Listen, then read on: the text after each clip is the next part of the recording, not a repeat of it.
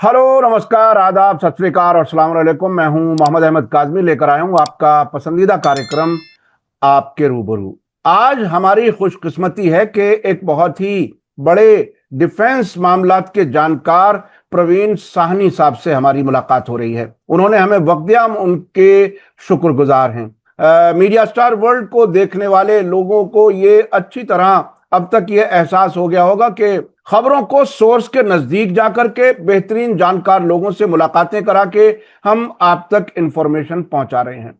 आज जो बात होगी मुझे लगता है बहुत ही अहम होगी। आप लोग इसे आखिर तक जरूर देखिएगा, क्योंकि बिल्कुल मुख्तलिफ पर्सपेक्टिव आपको मिलेगा। जो कुछ आप गोदी मीडिया में तकरीबन 20 महीने से देखते आ रहे हैं, उससे कुछ अलग आपको देखने और सुनने को मिलेगा। मैं प्रवीण साहनी साहब के बारे में बता दूं कि आप एक मैगजीन है फोर्स नाम की, जो नेशनल सिक्योरिटी और डिफेंस खबरों की मैगजीन है, 2003 से उसके एडिटर हैं। उससे पहले आप डिफेंस करस्पॉन्डेंट यानी फौज के मामलात के रिपोर्टर इंडियन एक्सप्रेस में रह चुके हैं और टाइम्स ऑफ इंडिया में रह चुके हैं। और आपकी मैगजीन हर आर्मी, इंडियन एयरफोर्स, नेवी और पैरामिलिट्री फोर्सेस में और फैसला लेने वाले लोगों में बहुत ही पॉपुलर है। आज मैं एक चीज और बता दूं, प्रवीण साहनी साहब ने पिछले दिनों जो भारत और पाकिस्तान के बीच में जो 4 दिन की उसे जंग कहे, स्कर्मिश कहे, उसके दौरान भी अलग पर्सपेक्टिव से बात की है, जो बहुत लोगों ने सराहा है और जो बिल्कुल अलग पर्सपेक्टिव है। इसी तरह से वो ईरान इजराइल जंग के बारे में भी अपनी बातें रख रहे हैं। प्रवीण साहनी जी, वेलकम है आपका। मीडिया स्टार वर्ल्ड को आपने वक्त दिया, उसके लिए बहुत बहुत शुक्रिया। प्रवीण जी, आप कह रहे हैं कि ईरान जीत गया अमेरिका से और इजराइल से। मैंने आपके कुछ वीडियोस, कुछ राइटिंग देखी है। क्या कुछ है उधर? ट्रंप और नेतन्याहू तो अपनी जीत के नगाड़े बजा रहे हैं, आप कैसे कह रहे हैं कि ईरान जीत गया? क्या कुछ है आपने क्या कुछ देखा, समझा है उसको? देखिए, ईरान जीता है इजराइल से। और जहां तक इजराइल का ताल्लुक है, अभी तक क्या होता था कि अमेरिका इजराइल को पूरी बैकिंग देता था, पर अमेरिका डायरेक्ट लड़ाई में नहीं आता था। तो 13 जून को जब ये जंग शुरू हुई है, वो इजराइल ने शुरू करी थी। तो उसमें इजराइल के मेरे हिसाब से 3 ऑब्जेक्टिव्स थे। एक तो ये था कि ईरान में रजीम चेंज करनी है। दूसरा ये था कि जो ईरान की न्यूक्लियर कैपेबिलिटी है, उसका इंफ्रास्ट्रक्चर है न्यूक्लियर, उसको तबाह करना है। और तीसरा ऑब्जेक्टिव ये था कि जो ईरान की सैन्य ताकत है, मिलिट्री कैपेबिलिटी, उसको भी तबाह करना है। क्योंकि इजराइल के लिए ये हमेशा इंपॉर्टेंट रहा है कि उस पूरे रीजन में उसका मिलिट्री दबदबा रहे, जो आज तक रहा था। तो हुआ क्या है कि 21-22 की रात को अमेरिका और प्रेसिडेंट ट्रंप डायरेक्ट लड़ाई में आ गए। तो उसमें वो ईरान अमेरिका से जीता नहीं है, वो एक अलग किस्सा है। वो जीता है लड़ाई इजराइल से, ये तय है उस 12 दिन की लड़ाई। तो ये जो जीता है, ईरान ने आखिर तमाम पाबंदियों के बावजूद 1979 से लगातार पाबंदियां, लगातार आईएईए की निगरानी, दुनिया में किसी मुल्क को एटॉमिक एनर्जी एजेंसी ने इतना मॉनिटर नहीं किया जितना ईरान को किया है। क्या वजह है कि ईरान इतना मजबूती से खड़ा है और उसने जो मिसाइल टेक्नोलॉजी, ड्रोन टेक्नोलॉजी वो जो डेवलप की है, उसको अगर आप कंपेयर करें दूसरे मुल्कों के मुकाबले में, जो बहुत आजाद भी हैं, जिनके पास फंड्स भी हैं, दुनिया की सारी सहूलतें हैं, आखिर ईरान ने क्या कमाल कर दिया कि ये नतीजा सामने आया? देखिए, सबसे बड़ा कमाल ये हुआ, जिससे इजराइल को और अमेरिका को भी धक्का लगा है। क्योंकि ईरान 1988 के बाद 1988, ये देखिए, जो लास्ट लड़ाई ईरान ने लड़ी थी वो इराक के साथ थी 1980 से, और 8 साल चली थी। उसके बाद ईरान ने कभी कोई जंग नहीं लड़ी है। तो उसने क्या ताकत बनाई है, कैसे किया है, तो उससे ये लोग जो है बहुत वो चौंकाने वाला था, इजराइल के लिए भी और अमेरिका के लिए भी। उन्हें मालूम ही नहीं था इनकी काबिलियत क्या है। अब देखिए, ईरान के पास ऑयल है और ईरान ने दो चीजें करी जो बहुत ही समझदारी की स्ट्रैटेजी थी। तो उन्होंने एक तो ये किया कि जो मिलिट्री फील्ड थी उसमें उन्होंने पहली बात तो ये देखा कि जो उनके हम प्रॉक्सीज बोलते हैं, जैसे हुआ हिजबुल्ला, हमास और हुतीज, स्पेशली हुतीज जो है ये कामयाब रहा। तो हुतीज अभी भी खड़े हुए हैं, वो कामयाब हैं। तो दूसरी बात क्या हुई कि हुतीज के कारण और खुद उनकी अपनी जो काबिलियत है, अभी वो दो चोक पॉइंट्स हैं मेजर सी में, जो कि स्ट्रेट ऑफ हर्मोज है और बाब अल मंदेब है। उन दोनों को कंट्रोल कर सकते हैं और दिक्कत पूरी दुनिया के लिए खड़ी कर सकते हैं। अगली बात यह है कि इस समय अमेरिका की बेसिस हैं वहां मिडिल ईस्ट में, और करीबन उनके 50,000 उनके सैनिक हैं अमेरिका के। तो ये बहुत बड़ी कमजोरी है अमेरिका की, जिसको ईरान तबाह कर सकता है। अगली बात सुनिए आप, ईरान ने समझदारी का ये सबूत लिया कि उसकी समझ में आ गया इजराइल के पास जो टेक्नोलॉजी है वो ज्यादा है। इजराइल जो है, क्योंकि उसको पूरी मदद मिल रही है अमेरिका से, उसके पास एयरक्राफ्ट अच्छे हैं, तो उन्होंने उसका तोड़ ये सोचा कि हम मिसाइल पे कंसंट्रेट करेंगे और मिसाइल के साथ साथ हम इंटीग्रेटेड एयर डिफेंस में कंसंट्रेट करेंगे। तो ये उनकी स्ट्रैटेजी थी। उसके बाद उन्होंने क्या किया, उन्होंने बहुत ज्यादा अपनी जितनी भी फैसिलिटीज है उसको अंडरग्राउंड कर दिया, अपनी न्यूक्लियर फैसिलिटीज को भी, अपनी प्रोडक्शन की, मिसाइल प्रोडक्शन की फैसिलिटीज को भी। और दूसरी तरफ उन्होंने क्या किया कि जियोपॉलिटिकल प्रोफाइल अपनी बढ़ा ली। उन्होंने चीन के साथ और रशिया के साथ अच्छी दोस्ती कर ली। अब आज ईरान जो है वो ब्रिक्स का भी मेंबर है, एससीओ का भी मेंबर है।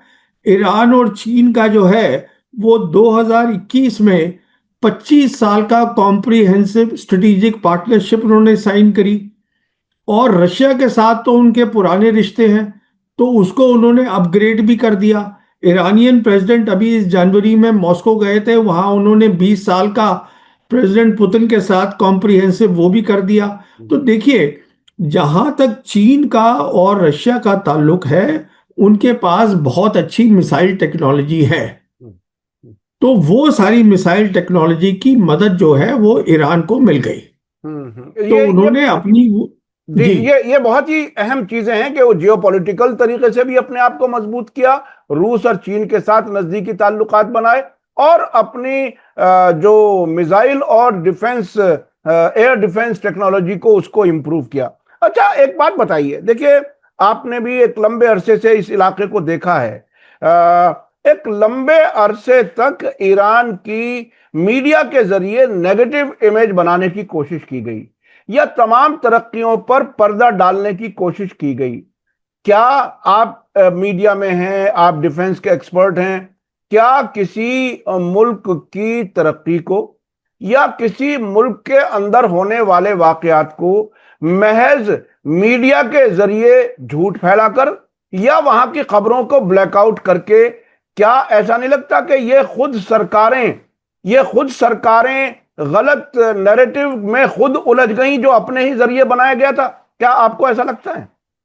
देखिए, अब क्या हुआ है, लड़ाई जो होती है, जंग होती है, क्योंकि अब टेलीविजन आ गया है, सोशल मीडिया आ गया है, यूट्यूब आ गया है, तो उसके साथ साथ एक तो जंग होती है, एक जिसे हम बोलते हैं इंफॉर्मेशन वॉर, वो चलती रहती है जिसमें नैरेटिव बनते हैं, तो उसमें झूठ भी होता है। अब होता क्या है कि ज्यादातर दुनिया जो है वो अभी भी वेस्ट का टीवी देखती है, वेस्ट के अखबार पढ़ती है, अमेरिका के अखबार पढ़ती है, इजराइल के अखबार पढ़ती है। तो उसमें ये लगता है कि साहब ये तो बहुत बड़ी ताकतें हैं, जो कि हैं, पर जो दिखता नहीं है, अमेरिका एक बड़ी ताकत है, पर इजराइल की ताकत जो है उसको बढ़ाया चढ़ाया गया। इजराइल एक बहुत छोटा सा मुल्क है, उसकी जो आप देखिए, जो उसकी छोटा एरिया है, कोई उसका वो नहीं है मुकाबला ईरान के साथ। उसकी जो पॉपुलेशन है वो 10 गुना कम है ईरान से। तो इस सब चीजों को, अगर आपके पास इतना बड़ा एरिया है, आप उसमें अंडरग्राउंड फैसिलिटीज बना सकते हैं। कहने का मतलब ये है कि ये ईरान के फायदे में रहा, हम्म क्योंकि अगर ईरान का ज्यादा एक्सपोजर होता तो हो सकता है ज्यादा नुकसान की वो पहले से तैयारी कर लेते। हम्म। हो सकता है वो दूसरी जो उनकी अपोजिंग पार्टी है इजराइल, उसको इतना शॉक नहीं मिलता, हम्म वो तैयार रहते। हम्म देखिए, एक तो उनका नैरेटिव था, और दूसरा क्या होता है, अक्सर जब एक बड़ी ताकत होती है, अक्सर वो अपने आप में इतनी ज्यादा वो रहती है खुश, कि वो देखती ही नहीं है कि मेरा दुश्मन, उसकी काबिलियत क्या है या नहीं है। और जो कमजोर साइड होती है वो हर चीज को ध्यान से देखती है, हम्म और फिर अपनी एक समझदार स्ट्रैटेजी बनाती है। और देखिए, सबसे इंपॉर्टेंट बात क्या है जो इस बार देखने में मिली है, हम्म कि ईरान में हर मजहब के लोग हैं, हम्म वहां रहते हैं, पर कल्चरली जो है ईरान एक है।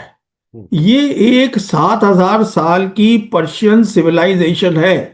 हम्म ये बात को इजराइल नहीं समझ सकता है, ये बात को अमेरिका नहीं समझ सकता है हम्म कि ये क्या चीज होती है। हुआ क्या कि जब ये लड़ाई हुई तो सबके सब, वो मजहब नहीं होता फिर कि ये क्रिश्चियन है कि जू है कि मुस्लिम है, वो सब इकट्ठे हो गए। हम्म हम्म अगर आप ध्यान से देखें तो 12 दिन की लड़ाई के बाद जो जश्न ईरान में मनाया गया है, और उस जश्न में जो शामिल भी हुए हैं वो सब यंग है, हम्म जवान लोग हैं। हम्म इजराइल में कौन सा जश्न बना? कुछ भी नहीं बना।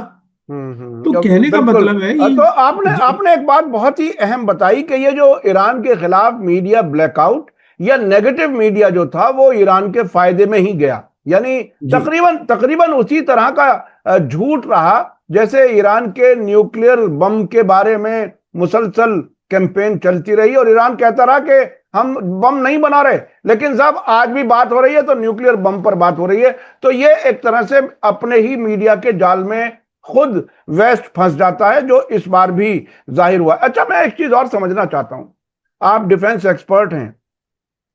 ईरान ने इस्लामी इनकलाब के बाद एक वो 8 साल की जंग लड़ी जिसका आपने जिक्र किया। उस वक्त भी 30-35 मुल्क एक तरफ थे जो सद्दाम हुसैन को सपोर्ट कर रहे थे, अमेरिका और इन अरब मुल्कों समेत, और एक तरफ ये अकेला लड़ रहा था, किसी तरह से स्मगलिंग करके लाता था हथियार, जो भी करता था। अब उसने जो तरक्की की है डिफेंस के मामले में, और बाकी तरक्कियों को आप छोड़ दें, क्या अगर हम अपने यहां से भारत से और यूरोप तक जाएं, इन तमाम मुल्कों की डिफेंस तरक्कियां देखें, आपको क्या लगता है ईरान कहां खड़ा है? देखिए, ईरान में हमको ये एक बात समझनी है, उसकी तीन बड़ी ताकतें हैं। हम्म क्या है तीन ताकत? सबसे बड़ी ताकत है ईरान की उसकी ज्योग्राफी। हम्म ईरान जो है वो, आप देखिएगा, South Asia, Central Asia, Europe, इन सबको जोड़ता है, हम्म उसके बीच में बैठा है। हम्म और ईरान जो है, जैसे मैंने आपसे बताया कि ओशन में वो दो मेजर चोक पॉइंट्स को कंट्रोल करता है, हम्म तो ज्योग्राफी से बहुत फर्क पड़ता है। हम्म दूसरी बात आप देखिए, जो मैं आपसे कह रहा था, वो एक कल्चरल होमोजीनिटी होती है। हम्म ये होता है जब अब आप पर्शियन सिविलाइजेशन है, हम्म तो उसमें एक बात होती है, हम्म वो ये आम ताम बात नहीं होती है वो। हम्म तीसरी बात होती है, जब आप इतने होते हैं तो अब हम सब जानते हैं कि दुनिया बदल रही है। हम्म इस बदली दुनिया में एक बड़ी ताकत नहीं है, तीन बड़ी ताकत है। वो है अमेरिका, चाइना और रशिया। तो अब रशिया और चाइना की समझ में आ गया ईरान की ज्योग्राफी कितनी इंपॉर्टेंट है, तो वो उसके साथ खड़े हो गए, हम्म और उसका फायदा ईरान को मिला। तो उसने अपनी डिफेंस कैपेबिलिटीज भी बना ली, हम्म उसने अपना न्यूक्लियर का प्रोग्राम भी चला लिया। तो ये सब चीजें देखनी पड़ती हैं जब भी आप, इजराइल को क्या करना चाहिए था, ध्यान से आप अपने दुश्मन को समझिए। हम्म हम्म जब आपके दिमाग में ये फतूर होता है कि साहब हमसे बेहतर कोई है ही नहीं, तो फिर यही होता है, और क्या होता है, मुंह यानी की खाते हैं। ईरान को समझे बगैर जाकर के भिड़ गए, जंग शुरू कर दी। और जिस तरह की वीडियोस इजराइल के अंदर से आई हैं, मिनिस्टर्स ये कह रहे हैं कि हमें पता नहीं था कि ईरान की कितनी ताकत है। तो इस हालत में पहुंच करके, अच्छा एक चीज और समझने की है, आपने खुद भी जंगें कुछ कवर की होंगी, बहुत सी जंगों के बारे में पढ़ा होगा, बहुत सी जंगबंदियों के बारे में आपको मालूम होगा। जिस किस्म की जंगबंदी ये हुई है, जैसा कि मुझे मालूम हुआ तेहरान से, इसमें तय ये हुआ कि ईरान जवाबी कार्रवाई करेगा कतर में, और अमेरिका को उसके बाद जवाबी कार्रवाई करने का हक नहीं होगा। दूसरे, आखिरी 3 घंटे इजराइल पर हमले ईरान करेगा और इजराइल उसका जवाब नहीं देगा। क्या आपने कभी कोई ऐसी जंगबंदी अब से पहले कहीं तारीख में पढ़ी है, कहीं देखी है? क्या क्या लगता है आपको इस जंगबंदी के बारे में? क्या देखिए देखिए, ये चीजें होती हैं। जब जंग होती है कई चीजें पहले से तय होती हैं। अगर आप समझिए अब क्या हुआ है यहाँ पर, कि प्रेसिडेंट ट्रंप जो है वो इलेक्शन जीत कर आए थे as a peace time president. वो लड़ाई करना नहीं चाहते थे, पर इजराइल की जो लॉबी है अमेरिका में वो बहुत स्ट्रांग है, प्रेशर बहुत ज्यादा है। एक हफ्ते के अंदर इजराइल ने देखा कि उसकी मिसाइल्स खत्म हो गई हैं और मिसाइल्स चाहिए, तो वो एक धक्का सा लगा जिस चक्कर में प्रेसिडेंट ट्रंप को आना पड़ा। तो जैसे आप ठीक कह रहे हैं, कुछ घंटे पहले बता दिया गया था, जो अब खबरें आ रही हैं, ईरान को मालूम था ये अटैक होने वाला है, वो सामान तो पहले ही निकल गया था वहां से। और यानी उसी यानी आप तरीके कह रहे से हैं, यानी आप कह रहे हैं जब इजराइल ने हमला किया उसकी भी इंफॉर्मेशन नहीं नहीं ईरान? नहीं नहीं नहीं नहीं, मैं सिर्फ अमेरिका की बात कर रहा हूँ। हाँ, अच्छा अच्छा। मैं 21-22 की रात की बात कर रहा हूँ, हम्म जब अमेरिका के B-2 बॉम्बर्स ने अपना असला फेंका है हम्म ईरान की 3 न्यूक्लियर साइट पर। हम्म उसका ईरानियन ऑफिशियल्स को इल्म था कि ये होगा, हम्म और ये भी तय हो गया था, जैसे आप ठीक बोल रहे हैं, कि रिटेलिएशन तो ईरान करेगा ही। हम्म तो वो भी तय हो गया था कि ये जो इनकी सबसे बड़ी एयर बेस है अमेरिका की, वो कतार में है। हम्म तो उनको बता दिया गया था कि साहब आप कर लीजिए जो करना है, हम यहाँ पे 6 मिसाइल फेंकेंगे। हम्म आप देखिए ना, ये कतार ही है जिसने फिर सीज फायर कराया अमेरिका का और ईरान का।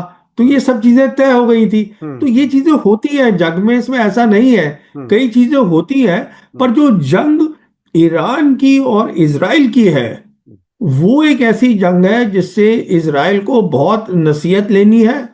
और उस जंग के कारण, ये अभी जंग जो लड़ाई है वो खत्म नहीं हुई है, ये सीज फायर टेम्पररी है। क्योंकि नेतन्याहू के लिए बहुत जरूरी है अपनी मिलिट्री सुपीरियॉरिटी को मेंटेन करना, पर ना तो उसके पास पैसे हैं आज, ना उसके पास असला है, वो अमेरिका देगा। अब कैसे वो करेंगे, क्या करेंगे, ये जद्दोजहद चल रही है। उधर से ईरान भी अपनी स्ट्रैटेजी बना रहा है कि हमें क्या करना है। तो जंगबंदी टेम्परेरी है और इजराइल को अपनी सुपीरियोरिटी बनानी है, लेकिन जो इजराइल के अंदर ईरानी हमलों से नुकसानात हुए हैं, मुझे याद है पहली ही रात में जब ईरान ने जवाबी कार्रवाई की इजराइल के खिलाफ, तो तमाम जो वेस्टर्न मीडिया आउटलेट्स थे, CNN, BBC, CNBC, सबके लाइव टेलीकास्ट बंद कर दिए गए थे इजराइल की तरफ से। आखिर कौन कौन सी वो चीजें हैं जिनको वो छुपा रहा है अपने नुकसानात को? आपके पास कुछ फिल्टर होते होते कुछ इंफॉर्मेशन आई हो, क्या क्या नुकसान हुए हैं इजराइल के? देखिए, इजराइल का बहुत ज्यादा नुकसान हुआ है और वो लाजमी था। हम्म उसका कारण क्या है, जैसे मैं आपसे बता रहा था, वो बहुत छोटी सी जगह है, हम्म सारी चीज उसी जगह में ही होनी है। उनका हाइफा पोर्ट बहुत बुरी तरह नुकसान हुआ है, मोसाद का हेडक्वार्टर्स, उनका मिलिट्री हेडक्वार्टर्स। तो छोटी सी तो जगह है Israel. Israel basically is artificial construct, hmm Palestinian land पे बनाया है, वो ब्रिटिशर्स बना गए थे, उन्होंने पकड़ा दिया अमेरिकन को। हम्म तो कहने का मतलब ये है, जो आपकी छोटी सी जगह है, अच्छा, कितना उस पे कितना उसका नुकसान हुआ है वो इस बात से समझ में आ जाता है कि पहले तो उन्होंने एयरपोर्ट बंद कर दिया। फिर जब एयरपोर्ट बंद किया इजरायलियों ने, तो उनकी जो पॉपुलेशन है उसकी फोटोज आई हैं, वो साइप्रस की तरफ रास्ते में चल दिए हैं कि हम साइप्रस निकल जाते हैं। उनको इतना खतरा है, बिकॉज तेल अवीव में बहुत नुकसान हुआ है, कैपिटल में। तो नुकसान तो उनका बहुत ज्यादा हुआ है, इसमें कोई शक नहीं है। अब वो कितनी खबरें धीरे धीरे बाहर आएंगी वो दूसरी बात है, उसको दबाएंगे, वो कुछ बताएंगे कुछ नहीं बताएंगे।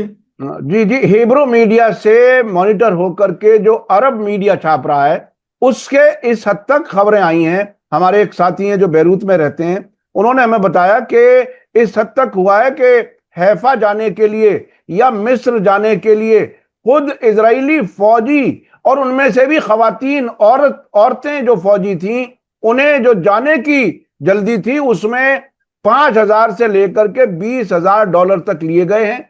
और सीनियर ऑफिसर्स ने खातून फौजियों को इस हद तक कहा कि अगर तुम्हारे पास पैसे नहीं है तो एक रात हमारे साथ रहो। यानी इस हद तक की इमोरल किस्म की प्रैक्टिसेस की भी रिपोर्टिंग हिब्रू मीडिया कर रहा है। अब मैं समझना चाहता हूं कि इजराइल की हकीकत सामने आ गई। जो सुपीरियोरिटी नकली दुनिया भर में बनाई गई थी, आयरन डोम और क्या क्या, ये सब फेल हो चुके। अब जो इजराइल के एलाइज हैं, भारत जैसे मुल्क, जिनको जो बड़ा मुल्क है और जिसके ताल्लुकात ईरान से भी, पूरे इस इलाके से भी हैं, सब कुछ है, भारत जैसे मुल्क जो इजराइल के साथ खड़े रहे, हथियार भी भेजे, हमारा जहाज स्पेन ने रोका, हमें याद है, एमनीशन हैदराबाद से कहां कहां से बन करके अडानी और इजराइल की कंपनियों ने बना के भेजे, वो सब हमें याद है। ऐसे मुल्कों का अब फ्यूचर क्या होगा, किस तरफ खड़े रहेंगे, क्या लगता है आपको? देखिए, हमारी जो फॉरेन पॉलिसी है हिंदुस्तान की, ये मैं बहुत देर से बोल रहा हूं, वो गलत है। उसको हमें रिव्यू करना है। अभी क्या हुआ है इस जंग के कारण, एक तो जो बात चल रही थी, ये international north south transport corridor, आप देखिएगा वो जाता है फ्रॉम इंडिया टू ईरान, और ईरान से कैस्पियन सी और फिर रशिया, वहां जाता है। अब उस पर शक और शुबा पड़ गया है। दूसरी बात चल रही थी India middle east Europe corridor, उसको तो आप भूल ही जाइए, वो खत्म हो गया है। तीसरी मैं आपको एक बात बताता हूँ, शायद आपकी नजर में ना आई हो। अभी रिसेंटली चाइना में शंघाई कोऑपरेशन ऑर्गेनाइजेशन की डिफेंस मिनिस्टर्स की मीटिंग हुई थी, जहां इंडिया के डिफेंस मिनिस्टर राजनाथ सिंह भी गए थे। तो वहां पर मीटिंग के बाद एक अलग मीटिंग हुई थी, जिसमें चाइना था, रशिया था, ईरान था और पाकिस्तान था। उसमें इंडिया को शामिल नहीं किया गया था उस मीटिंग के। कहने का मतलब ये है, देखिए, ईरान जो है एक बहुत सुलझा हुआ मुल्क है, एक सिविलाइजेशनल कंट्री है, उनमें तहजीब रहेगी, बातचीत ठीक करेंगे। पर वो जो रिश्ते हैं, मैं समझता हूं हिंदुस्तान के और ईरान के, अब वो नहीं रहे। ईरान और भारत के वो रिश्ते, उसमें एक शक अब पड़ गया है, और इसमें ईरान की कोई गलती नहीं है इसके अंदर। क्योंकि आपकी अगर फॉरेन पॉलिसी जो है, आप देखिए, फॉरेन पॉलिसी का मतलब होता है आपकी जहां ज्योग्राफी है। आप देखिए, अपने घर में अगर आपको सेफ्टी नहीं है, आप बाहर कहाँ जा रहे हैं दूसरों से दोस्ती करने? एक ऐसे मुल्क से हिंदुस्तान दोस्ती कर रहा है आज, जो 12,000 किलोमीटर से भी दूर है। जो साथ में हमारे हैं, उनसे हमारी साउथ एशिया में किसी मुल्क से बातचीत नहीं हो रही है ठीक तरह। तो कहने का मतलब ये है, मैं इजराइल का, ठीक है जो भी है, पर इजराइल जो है मेरे हिसाब से वो मुल्क है जिसने कि गाजा में जेनोसाइड कर रहा है। ये हिंदुस्तान, अब देखिए, हिंदुस्तान में मिसेस सोनिया गांधी हैं कांग्रेस की, उन्होंने एक बहुत आर्टिकल भी लिखा कि जो हमारी पॉलिसी हुआ करती थी हिंदुस्तान की अभी तक, मोदी सरकार आने से पहले, वो ये थी कि हम पैलेस्टीनियंस के साथ खड़े होते थे, ईरान हमारा बहुत पुराना दोस्त है। अब वो सब खत्म कर रहे हैं। तो ये तो सरकार सोचेगी क्या करना चाह रही है। क्या क्या ये लगता है आपको कि इंटरनल पॉलिटिक्स और इलेक्शन जीतने के जो मुख्तलिफ हरबे होते हैं, उसमें विदेश नीति भी उससे मुतासिर हो गई है? क्या आप उस तरह से देख रहे हैं, या इसमें कहीं कोई रियलिज्म है?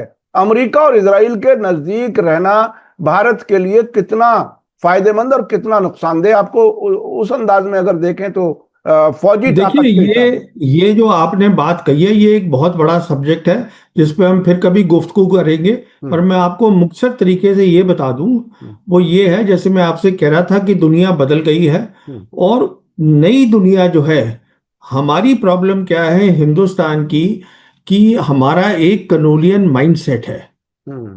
कलोनियन माइंडसेट जो है, उसमें ये होता है कि अगर वो अमेरिकन है, अगर वो वेस्टर्न का है, वेस्टर्न यूरोप का है, तो हम उससे बातचीत करेंगे, वो हमारा दोस्त है। ये एक कलोनियल जीरो सम गेम का होता है। हम आज ये नहीं समझने की कोशिश कर रहे हैं कि दुनिया बदल गई है। चीन एक बहुत बड़ा मुल्क बन गया है, रशिया भी एक बहुत बड़ी ताकत है, ईरान की आज जो है प्रोफाइल वो मिडिल ईस्ट से बड़ी हो गई है, आप ये समझिएगा। बिल्कुल। ईरान की प्रोफाइल अब मिडिल ईस्ट तक सीमित नहीं है, हम्म जो कि इजराइल की है। हम्म, जी ईरान जी। की प्रोफाइल, जैसे मैं आपसे जिक्र कर रहा था, हम्म बहुत ज्यादा बढ़ गई है। तो ये एक अलग मुद्दा है जिसपे कभी हम बात करेंगे। कहने हम्म का मतलब ये है कि जब तक आपकी सरकार पूरी बात को समझेगी नहीं कि कैसे दुनिया बदली है और जो बदल रही है, हम्म हम्म तो ये देखिए ना, जो सारी हुआ करता था centre of power and attraction, hmm वो होता था अमेरिका और यूरोप। आप देखिए आज यूरोप में क्या हो रहा है। हम्म वो ईयू की पूरी फॉरेन पॉलिसी खत्म हो चुकी है। हम्म वहां पे तो मतलब कुछ हो ही नहीं रहा है। हम्म सब कुछ यहाँ ब्रिक्स में हो रहा है। हम्म ब्रिक्स की आप देखिए इकोनॉमिक हालत क्या है। ये सब चीजों से समझ में आता है कि दुनिया कितनी ज्यादा बदली है और हम शायद गलत खड़े हुए हैं। दुनिया बदल गई है। मैं अक्सर प्रवीण सानी जी, मैं कहता हूं कि हमारे यहाँ एक मुश्किल वही है, जो कॉलोनियल माइंडसेट और जो हमारे यहाँ ब्यूरोक्रेट्स बनते हैं, शायद उनमें बड़ी तादाद उन लोगों की होती है जो ऑक्सफोर्ड और दूसरे अमेरिका और इंग्लैंड वगैरह से पढ़ करके आते हैं और वही जहनियत से यहाँ शायद सरकार चलाते हैं। एक लंबे अरसे से भारत को उभरती हुई इकोनॉमी, चीन के बाद सेकंड लार्जेस्ट इकोनॉमी, और बहुत इज्जत से देखा जाता है दुनिया भर में, लेकिन हमारे खुद पॉलिटिकल लोग और ब्यूरोक्रेट्स शायद हम अपनी इज्जत खुद नहीं करना जानते। कोई खास नतीजे के तौर पर इस जो गाजा जंग और उसके बाद ये ईरान जंग और ये जो पूरे इस इलाके में जो जंगें हुई, जिसमें लेबनान, हूथी अंसारुल्लाह, हशदल शाबी, ये जो पूरा एक बहुत बड़ा जंजाल जो हमें नजर आ रहा है जंगों का, उसमें कुछ नतीजे के तौर पे कुछ जो अब तक आप समझे हो, मुख्तसर अगर बता सकें नतीजे के तौर पर हमारे देखने वालों को। देखिए नतीजा तो यही है कि अभी ये जंग खत्म नहीं हुई है। हम्म, बहुत ज्यादा इंस्टेबिलिटी होगी। हम्म, अब अगला एक्शन ईरान तो करेगा नहीं, हम्म, इजराइल को करना है। क्योंकि अब प्रॉब्लम तो इजराइल की है, और इजराइल तभी कर सकता है अगर उसको मदद मिले अमेरिका से। तो ट्रंप मानेगा कि नहीं मानेगा? जैसे मैंने आपसे बताया कि जो ऑब्जेक्टिव थे इजराइल के, वो तो हासिल नहीं हुए। दूसरी बात, हमें आज क्या पता चली इस जंग से 12 दिन की, जो मैं आपसे बता रहा था और जो मैं जिसका जिक्र कर भी रहा हूं, कि ईरान की जो प्रोफाइल है वो अब मिडिल ईस्ट से बड़ी हो गई है। ये भी तकलीफ देगा इजराइल को बहुत ज्यादा। तो ये सब देखिए, ईरान जो है, ये बाकी सब आर्टिफिशियल हैं बनाई हुई। ये जॉर्डन, ये इजिप्ट, और ये तो सब ऐसे ही हैं ये लोग। इराक को ही ले लीजिए आप, सीरिया को ले लीजिए। ईरान एक अलग चीज है। अब ये इन लोगों को समझनी चाहिए थी, इजराइल को, हिंदुस्तान को समझनी चाहिए, अमेरिका को समझनी चाहिए, नहीं समझते हैं। तो नहीं, ये है सब, बहुत ये कुछ इसमें, बहुत कुछ लेसन्स हैं, बहुत सबक है देखने के लिए। जो देखना चाहे तो इसका देखिए, इसका असर, जैसे मैं आपसे कह रहा हूं, ईरान की प्रोफाइल बढ़ रही है। जो मिडिल ईस्ट में होगा उसका अफेक्ट साउथ एशिया पे भी होगा, उसका अफेक्ट सेंट्रल एशियन रिपब्लिक्स में भी होगा, उसका अफेक्ट कॉकसस में भी होगा, जहां टर्की के साथ ईरान की प्रॉब्लम्स चल रही हैं। ये सारी बात यहाँ अभी फंसी हुई है ईरान की न्यूक्लियर कैपेबिलिटीज पर। तो ईरान के पास आज भी न्यूक्लियर कैपेबिलिटी है, पर अब प्रेसिडेंट ट्रंप बोल रहे हैं मैंने खत्म कर दिया है। तो इस बात पे हो सकता है प्रॉब्लम अब खड़ी होगी। और इस बात पर अमेरिका जो है, क्योंकि जब असलियत पता चलेगी प्रेसिडेंट ट्रंप को कि क्या हुआ है, तो प्रेशर आएगा। तो सब कुछ डिपेंड करता है कि अब प्रेसिडेंट ट्रंप क्या करेंगे। जी जी। इजराइल की बात नहीं, और प्रेसिडेंट ट्रंप अब तक जो साबित हुए हैं, वो एक तरफ तो पीस अवार्ड लेना चाहते हैं, नोबेल अवार्ड, दूसरी तरफ से इजरायली लॉबी के दबाव में भी आकर के फैसले ले लेते हैं। इसलिए बहुत ही अजीब सी सूरत हाल है, फ्रेजाइल है। आने वाला वक्त क्या होगा वो हम कोशिश करेंगे आपको बताते रहने की। सानी साहब, आपने हमें वक्त दिया, उसके लिए हम आपके शुक्रगुजार हैं। फिर आइंदा हम आपसे जरूर बात करने की कोशिश करेंगे, अगर आप हमें इजाजत देंगे तो। और मैं अपने दर्शकों से कहूंगा कि आज का वीडियो आपको कैसा लगा। ये बहुत ही जानकारियों भरा इंटरव्यू है, उसे आप कई बार देखेंगे तब भी आपको बहुत सी चीजें शायद समझ ना आए। मुझे उम्मीद है कि फिर हम उनसे बात करेंगे, सानी साहब से। और आज का वीडियो आपको कैसा लगा कमेंट्स में जरूर लिखें और ज्यादा से ज्यादा लोगों तक शेयर करें, ताकि सही और सच्ची बात ज्यादा से ज्यादा लोगों तक पहुंच सके। इसी के साथ मुझे दीजिए इजाजत। धन्यवाद, शुक्रिया। जय भारत, जय हिंद। मीडिया स्टार वर्ल्ड के और वीडियो देखने के लिए हमारे चैनल को सब्सक्राइब करें और सीधे नोटिफिकेशन पाने के लिए बेल आइकन दबाएं। और अगर हमारी खबर सच्ची और अच्छी लगे तो अपने व्हाट्सएप, इंस्टाग्राम, फेसबुक और ट्विटर अकाउंट पर ज़रूर शेयर करें।